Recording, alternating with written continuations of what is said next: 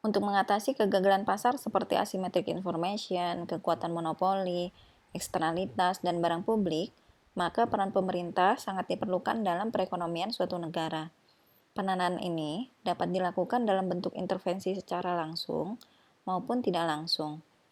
Bentuk intervensi pemerintah secara langsung diantaranya kebijakan penetapan harga minimum atau floor price dan kebijakan penetapan harga maksimum atau selling price.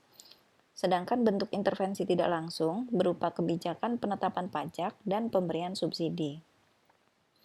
Intervensi berupa penetapan harga minimum, salah satunya dilakukan pemerintah pada pasar tenaga kerja, yaitu dengan menetapkan upah minimum regional atau upah minimum provinsi.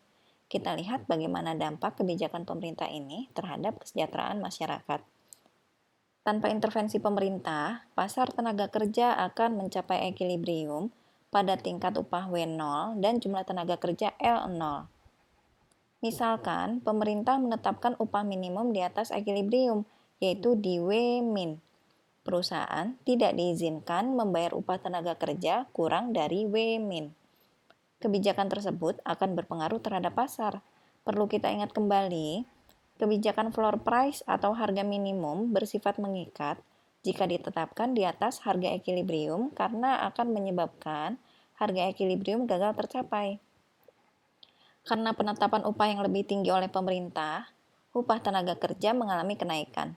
Awalnya W0 menjadi W-min. Kenaikan upah ini menyebabkan penawaran tenaga kerja meningkat dari L0 menjadi L2. Jumlah orang yang ingin bekerja pada tingkat upah yang lebih tinggi menjadi lebih banyak. Tapi, permintaan tenaga kerja justru mengalami penurunan dari L0 menjadi L1.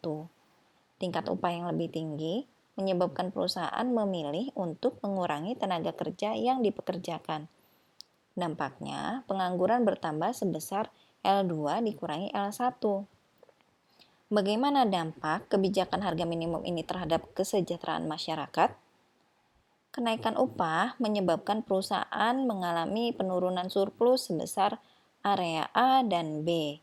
B menunjukkan penurunan surplus karena perusahaan-perusahaan mengurangi tenaga kerja, sedangkan A adalah penurunan surplus karena perusahaan harus membayar lebih mahal untuk L1 tenaga kerja. Dari sisi tenaga kerja, surplus yang diterima bertambah sebesar A dan berkurang sebesar C. C adalah penurunan surplus karena sebagian tenaga kerja mengalami PHK. Sedangkan A adalah tambahan surplus yang diterima tenaga kerja yang tetap dipekerjakan. Tambahan surplus diperoleh karena tenaga kerja yang masih memiliki pekerjaan sekarang menerima upah yang lebih tinggi. Daerah A juga menunjukkan perpindahan surplus dari perusahaan ke tenaga kerja.